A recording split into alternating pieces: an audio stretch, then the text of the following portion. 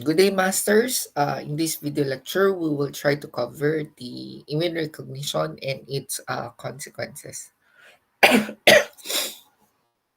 So, in our first discussion, among all the infectious agents, we try to cover your viral infection, and then in your journal evaluation, we were able to cover also that the influenza and some strains of the influenza may uh, suppress the production of your ISGs or interferon stimulated genes, and this is via your NS1, okay, carried by your influenza A. So in this video lecture, I designed it as a preparation also with your final exam. So I'll be presenting a case and then we will try to answer that one.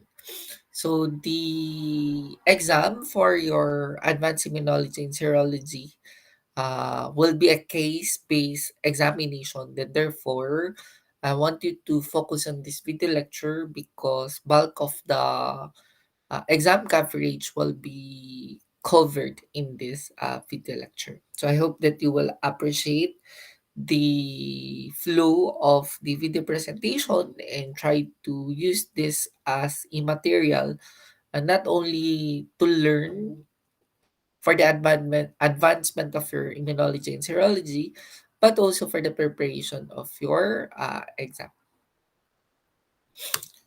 Uh, So, if you can observe on the background, okay, this is the complexity of your immune response. I'm not actually recording to memorize this one because this is too complicated already, right? But what we need to understand in a master's level is that the intrinsicity of the immune reactions can be explained and understand in a simplest way. So what you need to do is to understand the basic concepts that we learned already during our BS and then try to reinforce and elevate that one with the molecular mechanisms such as understanding the pathway that will regulate the, for example, replication of a certain organism.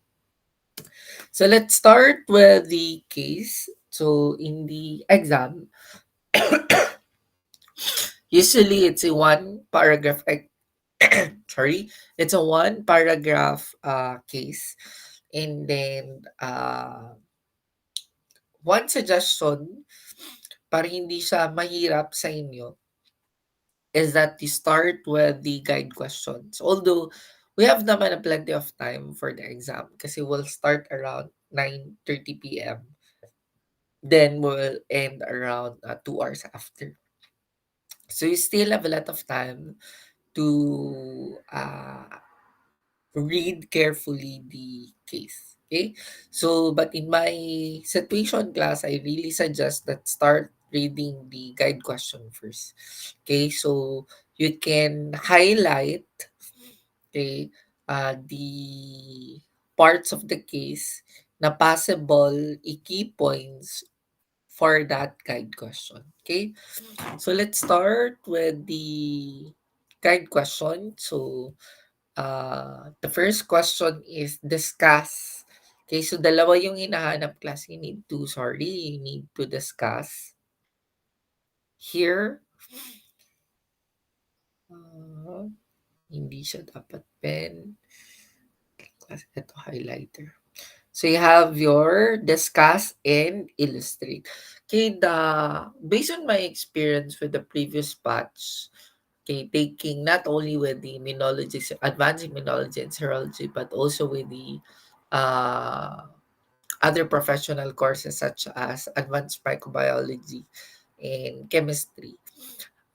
If the question is discuss and illustrate, the student tend to only discuss and or the student tend only to illustrate. But the question should be discuss and illustrate. So in illustration, you need to uh, show the process. And then after showing the process, then you need to discuss. Okay? So, dalawa kasi yung hinahanap, then therefore you need to provide it. So, ano daw yung kailangan nating i-discuss at saka yung kailangan nating i-illustrate. So, discuss and illustrate the recognition, ayan, okay? So, the term recognition of your immune cells to the pathogen, leading to the manifestation of the symptoms, okay? So, what we need to find in the case is that how does the immune cells will recognize the pathogen? So, 'di ba? So, dapat hanapin muna natin kung ano yung causative agent. And then slightly na lang din natin siyang banggitin yung mga manifestation of symptoms. Although later it's a separate guide question. So let's try to dig in with the case number one. So a 32-year-old man who runs a yard service cuts his thumb. So cuts his thumb while attaching an accessory to one of his mowers. The next morning, of course, kasi may cut na ba, it is expected that the first immune reaction should have this classical symptoms. So you have your sore on the site or area, in the skin surrounded the cut, and then it's red. The man has 30 very impatient customers that day. Then therefore, nag-work siya up to night. Then by the time that he gets back home, kasi pagod siya class, he feels that meron siyang swelling and throbbing and yellowish white pus or oozing out of the injured area. So just as he begins to think about getting some medical attention, that's the time na nagka-chill na sa class. And this is actually manifested with a high temperature of 39.7. So the blood pressure is around 100 to 60. That drops kasi his normal blood pressure is around 145. There are no other remarkable findings on the physical examination, but the blood culture result shows that there is no growth on McConaughey. Okay, and then there is a growth on the blood agar plate. Okay, so with the beta hemolytic pattern, so kung beta hemolytic pattern, titignan muna natin yung catalyst. So if the catalyst reaction is negative, then therefore the hemolytic pattern of your organism is significant. Pero pag catalyst positive glass, although it's slightly significant, pero hindi kasi ginagamit si Berg's classification class sa Staphylococcus species. So strep lang siya ginagamit. Okay, so take note with that one. So although this is not a advanced microbiology, but we need to understand the basic structure of your organism, because the question is how does your immune cells will recognize your specific pathogen. So we know it already that the organism is a gram-positive, catalase positive, coagulase positive, and therefore the organism is Staphylococcus aureus. Presumptive lang sa class na Staphylococcus aureus because there are also some species with their Staphylococcus that can produce a coagulase positive. Then therefore, you need to furtherly identify the organism kung advanced microclass. Like for example, identifying using a mannitol salt agar and or with the Vitek or molecular methods. But for the advanced immunology and serology class, what you need to get is that what type of pathogen is present. Okay, why? Kasi class, although in the previous discussion we did not thoroughly discuss the TLRs or toll-like receptors, in this video lecture I will try to introduce and maybe somehow refresh kasi some of you during your BS discussed this one already. So to the guide to answer your guide question number one is no growth on monkey, then therefore it is not a gram-negative organism. And then the organism is a gram-positive cocci, Staphylococcus positive, Coagulase positive, most probably your Staphylococcus aureus. Okay, take note class that the recognition of your immune cells to your pathogen is based on the PRRs. Okay, so your pathogen receptors. Okay, so your pathogen, for example, this organism contains your PAMs or pathogen associated molecular patterns. So your pathogen associated molecular patterns could be, for example, uh, peptidoglycan, teichoic acids, lipopolysaccharides, etc. Okay, so not the whole organism, okay, but part of the organism. And this part of organism will be detected by your APCs or antigen presenting cells. So once that they detect this one, the APC can now engulf and then break down into pieces the pump and present that one to T cells using your MHC. Okay, so your MHC does not have any capacity to recognize antigen. Okay? So, for presentation lang talaga siya, class. Okay? So, your major histocompatibility complex 1 and or 2 is to present it to your T cells, okay, and or your B cells. Okay? So, with your T cells, you have your TCR or T cell receptor. So in the case if the inflammation is not due to the pathogen, we also have your DAMs. You have your damage associated molecular patterns. Your damage associated molecular patterns also can be identified with your TLRs. Okay, your toll-like receptors. So if you can observe your glass on the slide, we have the most common TLRs that will detect the most common pathogen components. For example, if the organism is a gram-negative organism, then therefore, the organism contains LPS or lipopolysaccharide. Di ba LPS or lipid A? Then sino yung magre-recognize class? You have your TLR4. In our case, it's a gram-positive, then therefore, your TLR4 is not the recognition unit to identify your Staphylococcus aureus. Second is that your organism is not a double-stranded RNA. Okay, your double-stranded RNA class is a Baltimore's classification group number 3.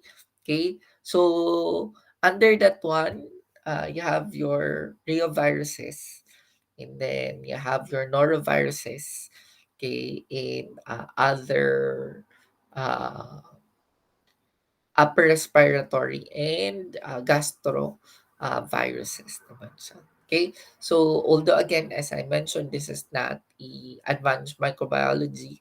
So then therefore, we will not discuss how should we classify the viruses.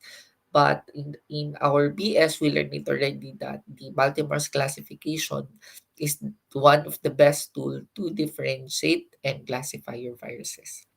So then therefore, your TLR3 will not be activated. Okay. Next is you have your flagellin. Okay, flagellin is the basic unit of your flagella, and we all know it already in our basic and advanced microbiology that cocci are not flagellated, and therefore uh, your TLR5 is not the recognition unit of your uh, organism set here on your case. So yung natira na lang klase, you have your triacylated lipoproteins at saka diacylated lipoproteins. And then you have your CpG DNA. Your CpG DNA class can also be found in your Staphylococcus aureus. Here, so if you can observe, Okay, your Staphylococcus aureus can also detect due to its CpG DNA class. Okay, with your CpG DNA, it can directly can be recognized with your TLR line on the endosomes. And then, your triacyl peptides class is your peptidoglycan. Okay, so that is another term of your peptidoglycan. PGN stand for your peptidoglycan. Okay, di ba? Naalala yung peptidoglycan as the basic unit. Peptidoglycan basic unit is you have your NAM and NAG. And then it is connected with your peptides. And ayun, so if the peptidoglycan is present, of course, with your Staphylococcus aureus, kasi your Staphylococcus aureus are gram-positive cocci, and therefore the content of your peptidoglycan is increased. I'm not saying that the gram-negative does not contain PGN class. They contain PGN but in a very small amount compared with your gram-positive organism. So then therefore, if the organism is S aureus, yung na-identify natin kanina, then the presence of your PGN will be recognized with your TLR1 and 2. Okay? And then also, your diacyl lipopeptides or your LTA, lipoteichoic acid naman class, is a basic component of your S aureus also. Di ba pag meron tayong peptidoglycan, for example, this is your peptidoglycan, then you have your lipoteichoic acid. Your lipoteichoic acid, lipo kasi siya class, kasi lalagpas siya sa peptidoglycan. Tapos ito yung class, ah, lipid niya na part. I don't know if you can still remember that one. Okay, yung may ah, lipophilic na class. Ayan. Okay. So yung lipoteichoic acid mo, meron siyang lipo because the teichoic acid will bound to your lipid component. Okay? Meron din tayong teichoic acid class. Okay, that is a different form. Yung teichoic acid naman, nasa peptidoglycan lang talaga siya naka-attach. Okay? So your peptidoglycans, your teichoic acid and your lipoteichoic acid are very crucial class with the organism to attach for adherence. Okay? So ayun, tatlo naman yung natin class, na-identify natin. So, you have your peptidoglycan that will activate your TLR1 and 2, your lipoteichoic acid that will be detected by your TLR2 and 6. Then you have your CpG DNA for your TLR9. Okay? So sir, what will happen after this one? Okay? Pero ano lang naman 'di ba class, yung tanong lang kasi kanina na dapat ninyong sagutin is that ano daw yung recognition, okay, of your immune cells. So, yung tamang sagot dito, class, you have your TLR 1 and 2. Sorry, class, tama? 1 and 2. 2 and 6. So, for example, TLR 1 and 2 with your PGN. Then TLR 2 and 6 for your lipoteichoic acid. And TLR 9 for your CpG DNA. So in the exam, either the Staphylococcus aureus will be repeated and or, for example, in the case of our viruses, then possible na lalabas si double-stranded RNA, and or if the organism is gram-negative, then you have your flagellin and then you have your LPS. Uh, but you need to be careful with the gram-negative because not all gram-negative organisms are flagellated. Okay, so there are some gram-negative organisms that are atrichous. Then therefore, hindi magagamit si TLR5 but magagamit si TLR4 only. Okay, so better to anticipate possible basic organism in its component. So it would be easy for you to understand and then answer the exam. So let's move to the guide. Wala pa pala class. Ayan. So after the recognition class, then the activation of your cytokines production will occur. So for example here, gagamitin natin si ano class, PGN here, you have your TLR2. Okay, so during the illustration, pwede kang mag-PGN, then it will be detected with your TLR2. Okay, and then it will activate your NF-kappa B or nuclear factor kappa light chain of your B cells. Brief history lang pala ng NF-kappa B class. Bakit siya tinawag na kappa B or kappa light chain of B cells? Because the NF-kappa B was identified first with your B cells. And then later, na-realize nila na yung NF-kappa B is not only limited to your B cells, but other cells can also produce your NF-kB as a transcriptional factor. Pero hindi na nila change yung name class, NF kappa B pa rin siya, okey? So here, during the sorry, allow me to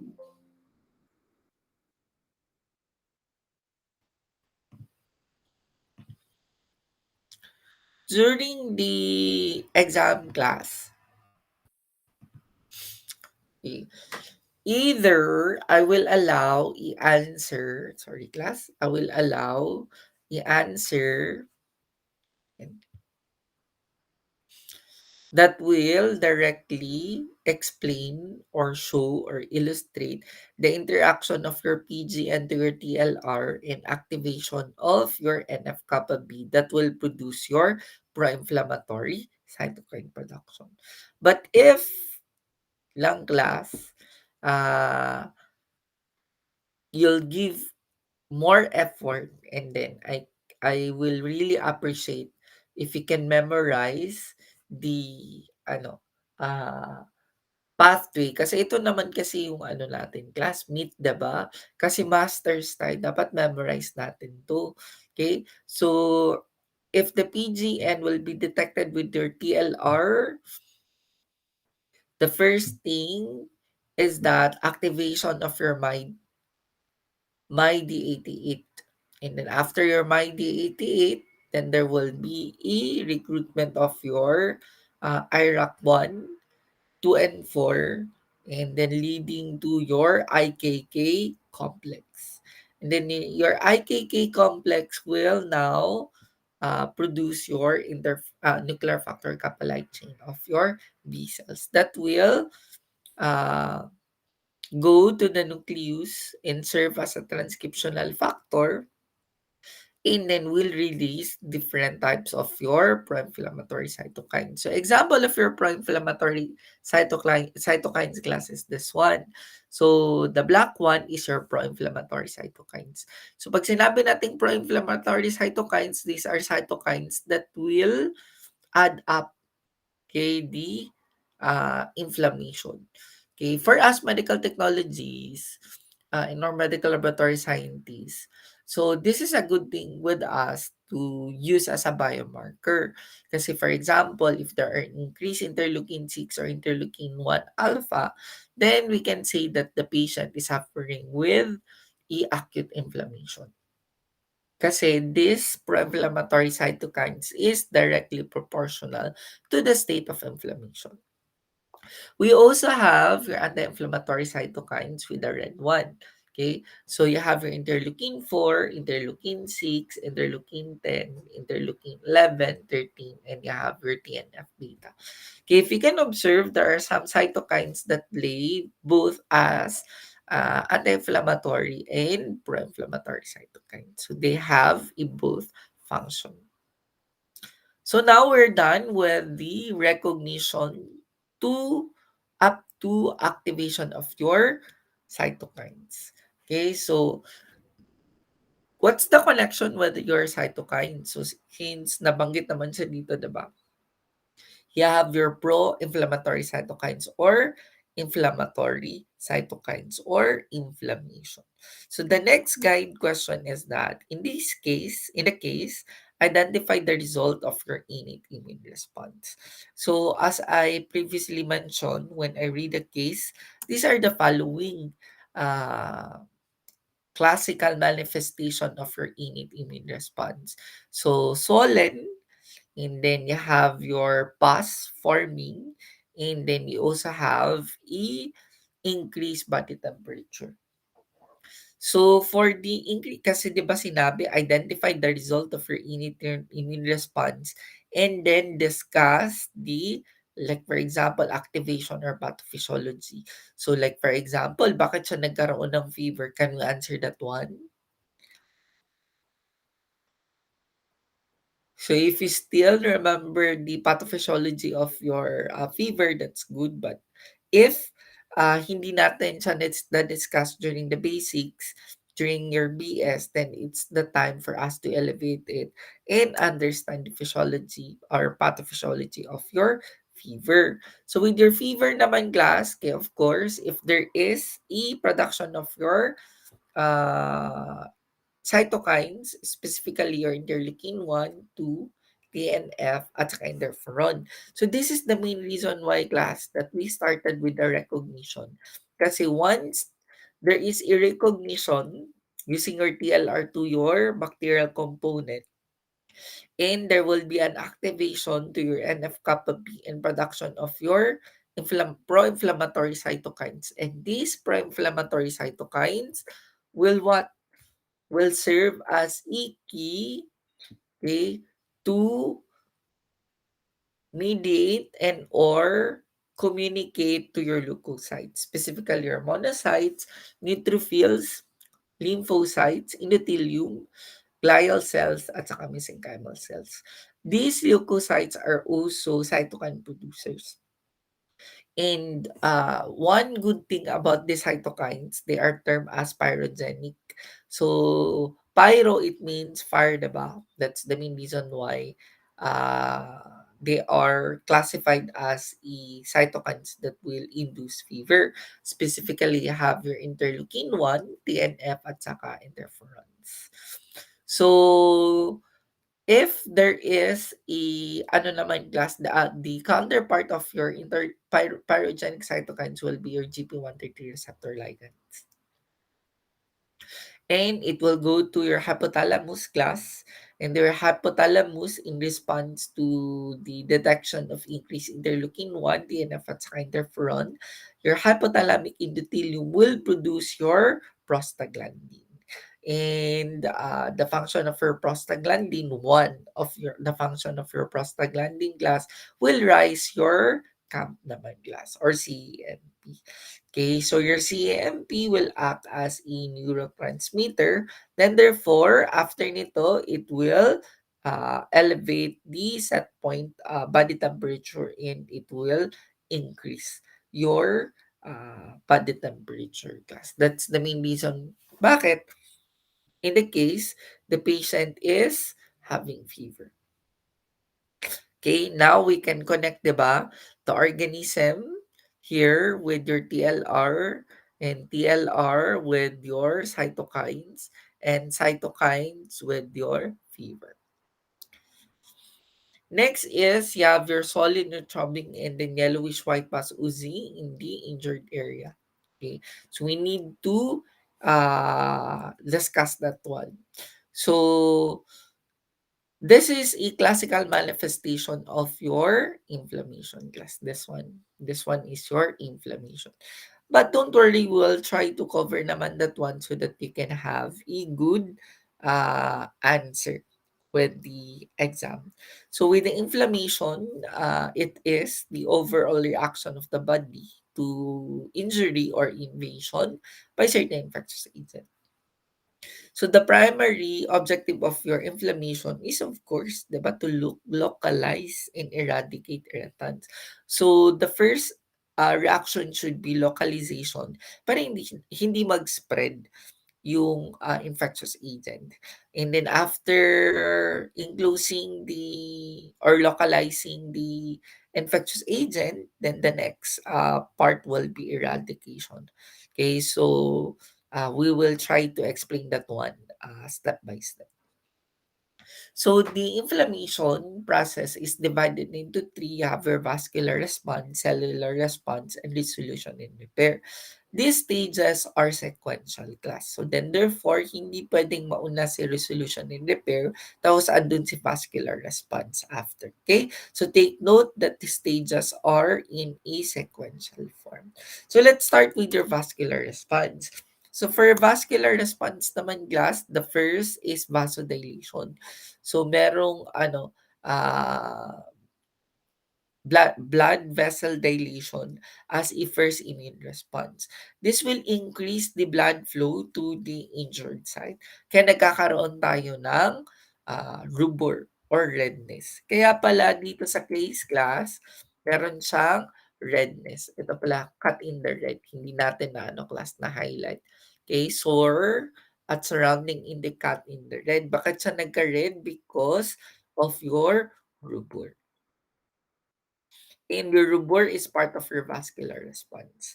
And then, included also in your vascular response is the increased capillary permeability. So, in this scenario class, there will be a plasma leakage to tissue. So kung may leakage na, then therefore the fluid will leak out. Ayan, then producing a tumor or swelling. Kaya nagkakaroon tayo ng swelling class. And then the swelling will extend the skin uh, tissues and or cells, kaya causing pain or dolor. Okay? So kaya sa case natin glass, ang nakalagay lang dito, sore in the skin, stranded and the catted. Hindi naman nakalagay na masakit, 'di ba? Parang nakalagay ata, ito swollen for your dolor naman class. Okay? And after your vascular response, we'll move to your cellular response. During the vascular response class, your immune system or your resident cells, specifically your activated macrophages, okay, will produce initially your cytokines, and that is your interleukin 1 and you have your TNF alpha. Okay, the function of the initial secretion of your cytokines by your activated macrophage is to tell the endothelial cells to overly express your selectins. So selectins are receptors class. Ayan. So normally, your endothelial cells may express your selectin but in a limited expression. But during inflammation, your selectin will be overly expressed. This is due to the production of your interleukin 1 and TNF alpha. So, what is the main reason why the selectins are overly expressed in your endothelial cells? Kasi di ba pag blood, mataas yung pressure niya, then therefore, mahirap nating makatch yung mga immune cells that are potential to help clearing the bacteria. So, yung ginagawa ng katawan class is that the interleukin 1 and TNF alpha will tell the endothelial cells to seek to express your selectin, okay, to catch those cells that have your selectin ligands. And your selectin ligands class are present in your neutrophil. And kaya nakakatch yung neutrophil class with your selectin to your selectin ligands. And then once there is an interaction with your selectin to selectin ligands, your neutrophil will express your integrins as a preparation for migration. Okay, this one naman class is your rolling. Okay, so nag-roll lang na siya class, and then after mag-roll, you have your expression of your integrins, and then your integrins will bind to your ICAM1 or also known as your integrin receptor. So the integrin receptor will allow the migration of your neutrophil from the blood to the tissue.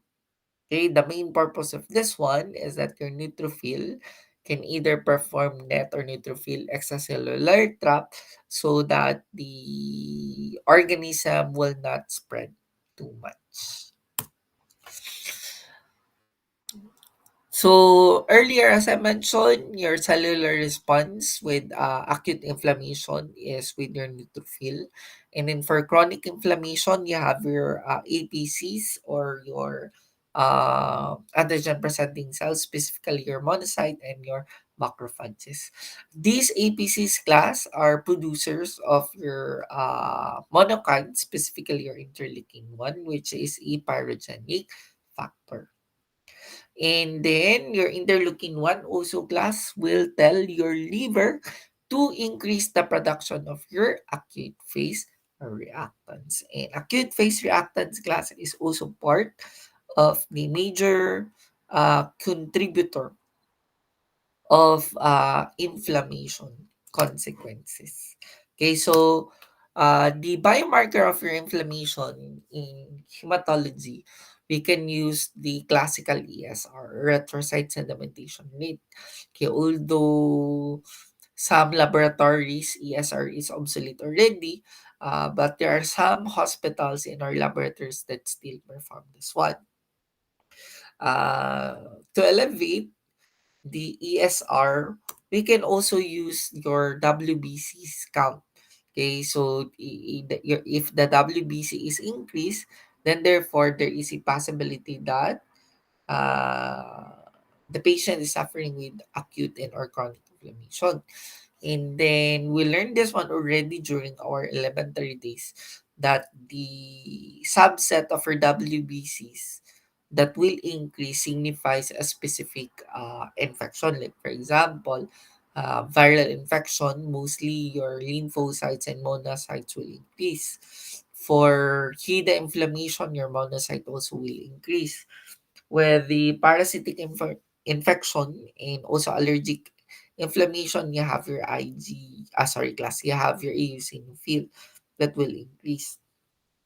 And also for bacterial infection, then therefore your bacteria neutrophil naman will increase class. I hope that you can still remember the role of each class immune cells in, for example, in clearing your organism. Like for example, yung neutrophil mo, meron siyang gamma epsilon receptor on the surface marker of your neutrophil that will serve as a ano, uh, key to identify the Fc portion of your gamma that is bound with the neutralization. Okay, so you also have your allergic reaction with your eosinophil, because your eosinophil also contains also express your Fc epsilon receptor that will bind to the Fc portion of your IgE. Kaya meron siyang connected, 'di ba? And then puwede din siyang related to parasitic infection, kaya nagkakaroon tayo ng frustrated phagocytosis. Kasi your eosinophil can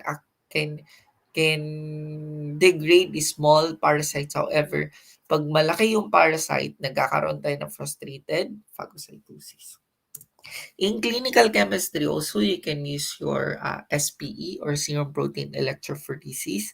Okay, these two can identify if the patient is suffering with inflammation, because your SPE will divide the component into regions. So, for example, here you have your albumin region, you have your alpha 1, alpha 2 region, then beta and gamma. In each region contains different components. Okay, so for example, during inflammation here, okay, so expected na pag chronic, mag-increase yung antibodies mo. Kaya, if you can observe here, mataas yung gamma production. Kaya, merong increased production of your antibodies. And later, explain natin kung bakit mababa si albumin. So these biomarkers class are called active phase reactants, and then they are produced by your liver. We have two types of your EPRs.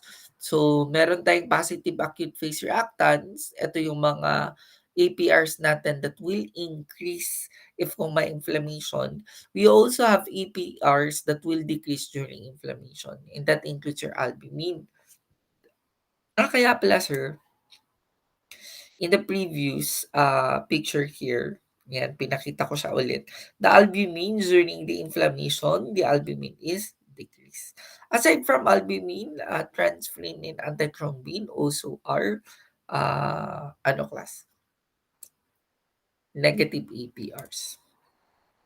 So your APRs are a group of glycoproteins associated with acute phase response, and they rise at different rates and in varying level in response to injury.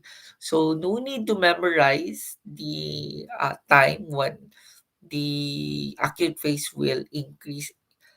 And in fact, class in the exam will not be identifying each of the acute phase reactants. Like for example, CRP, haptoglobin, and then alpha antitrypsin because this is not EBS level. So, if you can observe, yung na-learn natin sa BS will go dig uh, deeper, okay, to identify the molecular characteristics naman sa class. Okay? So, I want you to memorize this one, yung basic axis. So, kanina kasi na-discuss na natin yung inflammation, diba? With your recognition. So, pag merong recognition with your TLRs to your organism, then therefore, there is a production of your inflammatory cytokines. And then your inflammatory cytokines will either go to your brain, diba? That can produce fever. And either these cytokines can also go to your liver and produce your acute phase reactants. So that is the interactions, recognitions, and consequences of your innate to adaptive immune response. So, in addition, your APRs are primarily produced by your hepatocytes, except with your antibodies because your antibodies are produced with your plasma cells and they're elevated 2 to 5 fold in certain diseases. Also, take note, class, in the case to highlight if there is uh, the word strenuous exercise before collecting the sample because the strenuous exercise can actually trigger the production of your EPR. So then therefore there is a possible false a false positive result. So ito lang yung highlight ko na isa class because naka-specify na siya kung anong type of your interleukin 1, you have your interleukin 1 beta. So that's it for the first case that covers the recognition down to the consequences specifically with your inflammation and fever. So the next case will be your allergic reaction naman guys. Okay, let's start. Okay? So in case number 2, yung tinatanong kasi here class is that we need to identify what type of hypersensitivity reaction. I hope that you still recall the 4 types of your hypersensitivity, but if not, I'll still present that one later. So patient J is a man, 35 years of age, who present to the emergency room with acute dysphagia or difficulty of swallowing, vomiting naman class, at saka abdominal pain. So the symptoms began when he was having lunch at work. Okay, so it means that the reaction is immediate and they have persisted for a long period of time. The patient has a history of indigestion, asthma, and atopic dermatitis. So, best candidate talaga si patient J for allergic reaction. Kasi meron na siyang allergic reaction experiences such as your asthma and atopic dermatitis. The symptoms appear to be indicative of esophageal reflux disease. Kaya class, una nilang binigay is lan lansoprazole 30 milligrams daily. which is not the anti-allergic drug. Okay, however, because the patient has a history of atopy, yun, nag-isip na din yung doktor na, may history na atopy yung pasyente, then therefore we need to also call the expert in the immunology. So the patient is referred to an allergist for testing to determine the allergen responsible for the response. And then luckily, they found that the bananas and honey are the key allergens that can possibly cause the classical symptoms of your patient J. So yung tanong class, identify what type of hypersensitivity reaction based on the case. Naman class, so you have your four case. Ayan. So the symptoms began when he was having lunch at work and they have persisted for a long period of time. That's a key term natin class. Kay immediate naman to siya, diba? Immediate. So if you will try to recall the four types naman class of your hypersensitivity reaction, let's start with the mediators. So your type 4 here is a T-cell mediated. Kaya siya delay. Kasi pag T-cell mediated, di ba class, this one is adapted, then therefore, siya, uh, longer or acute. Yan. Then you have your type 3 naman glass. Okay, your type 3 and your type 2 is almost the same because it is the involvement of your antibodies. So, but your type 3 is with the immune complex and then your type 2 is with the blood component naman guys.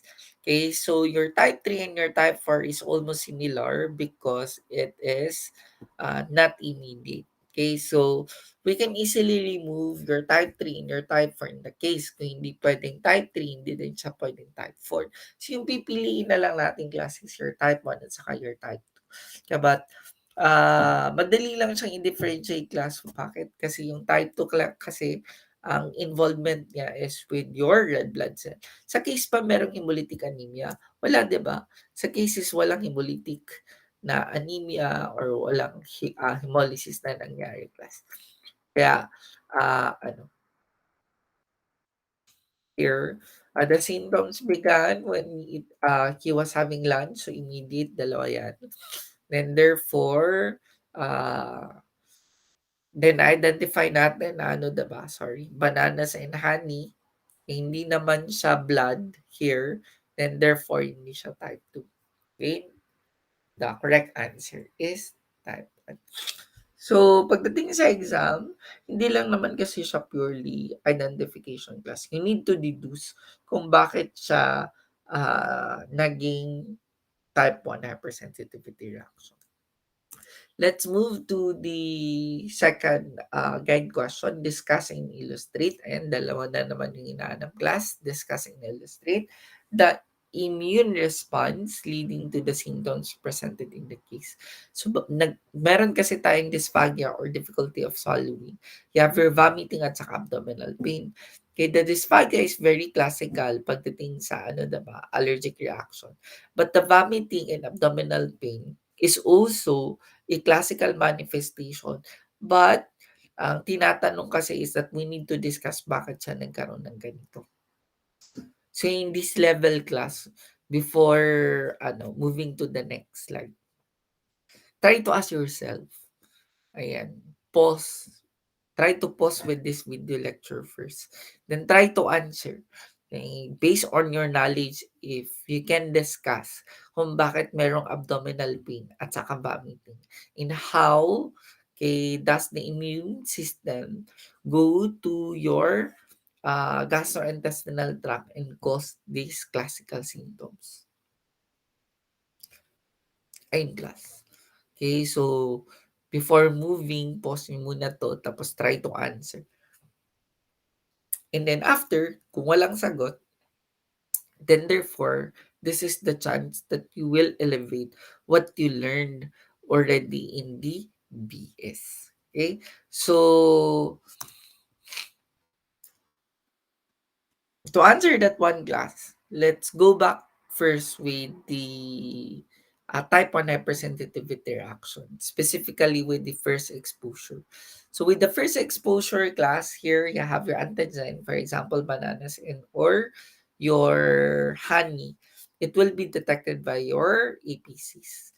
Okay, so they will try to catch that up, and then they will try to degrade, and then around ilang ano ba, amino acids yung ano class. 'Di ba 20 ata 'to class? 18 to 21 amino acids. Then, to present with your MHC to your helper cells. And your helper cells will activate your TH2 for the production of your cytokines that will lead to the activation and differentiation of your B cells to your plasma cells. And your plasma cells will produce your IgE. And then your IgE here, okay, specifically with the Fc portion, will bind to your muscles in your basophils. And we call that one sensitization phase. So take note, class, that your neutrophil is not allowed to absorb the Fc portion of your IgE because they don't have the Fc epsilon receptor. They have the Fc gamma receptor. Okay, so they can easily bound and engulf the antigen that is coated or opsonized with your IgG. So, kaya class, after the re-exposure phase, like for example, next week na-expose ka na naman sa pananain or honey, then mas madali na yung reaction class. Bakit? Kasi if the allergen was able to bind to the Fab region of the IgE that is bonded already with your muscles and your basophils, then mediators will be released. During our discussion ng BS class, we have a lot of mediators either with the preform or formed already. Okay, preformed and or formed uh, mediators. So one mediators na na-discuss din natin din class, you have your leukotrienes, you have your prostaglandins, but the most important class to answer the case, kasi yung case hinahanap natin yung abdominal at saka vomiting, 'di ba? So the most crucial mediators is your histamine class. Okay? Because your histamine, once produced, will bind your histamine receptors. And the histamine receptors class are distributed throughout the body. Okay? So we have four types of your histamine receptors. You have your histamine receptor 1, you have your histamine receptor 2, you have your histamine receptor 3, and you have your histamine receptor 4. One good thing about your one good thing about the commonalities of your histamine receptors, either 1 to 4, is that they have the same biological reaction. Different activation but same biological reactions. So, for us to explain bakit nagkaroon ng abdominal reaction, because the abdomen or gastrointestinal tract class has a overexpression of your uh, H2 receptor. Kaya nagkakaroon tayo ng diarrhea, for example, and then other gastrointestinal disturbances. So either with the increased gastric secretion with your histamine receptor 2, that is associated with your case kasi nagkakaroon tayo ng ano, diba, abdominal pain. Then also, bakit class? So bakit siya nagkakaroon ng vomiting? This is also due to the increased gastric secretion. And then the dysphagia could be on the vasodilation naman class that is present in your smooth muscle, okay, that is upper respiratory tract also class, that express your histamine receptor 1. Aside from your histamine receptor 1 and 2 that are located in brain, endothelial smooth muscles, and on the gastrointestinal tract, your histamine receptor 3 naman class can also be found in the brain, specifically with your neurons. And then your histamine receptor number 4 can be found in your neutrophil, eosinophil, at saka CD4 T cells. So here, this is just another figure that also explains here naman class. So for example, your H2 for your gastric acid secretion, for your H1 for your allergic inflammation, then H3 for your neurotransmission, and H4, kasi di ba pag H4, neutrophil, eosinophil, at saka CD4 T cells, then therefore it's immunomodulation. So either the histamine can go to each different part of your body and then can cause a classical manifestation of your allergic reaction. So that's it for this video lecture class. I hope that you learned something. I hope that there are some parts of your immunology that are elevated. And then I hope that you watch the video lecture because this is one best tool to answer the exam. And again, thank you for watching the video lecture. Before I will end, okay, I leave this one as a note to all the masters. Okay, difficult doesn't mean impossible. It simply means that you have to work hard. Okay, so I know that you're juggling between the academe, now you're taking masters and do your work, and it's easy to say excuses class na sir kasi busy ako, doc kasi busy ako, di ako maka-comply ng requirements, di ba? To all, to those who are in the academy, we are very strict, especially with our students, di ba, to comply the requirements on time. So then therefore we need to set ourselves naman class, as a teacher, that we need to comply the requirements as set by the deadline. And then you are almost there. Konting move lang class and then you can get your master's degree in medical technology. And thank you for watching the video lecture and God bless.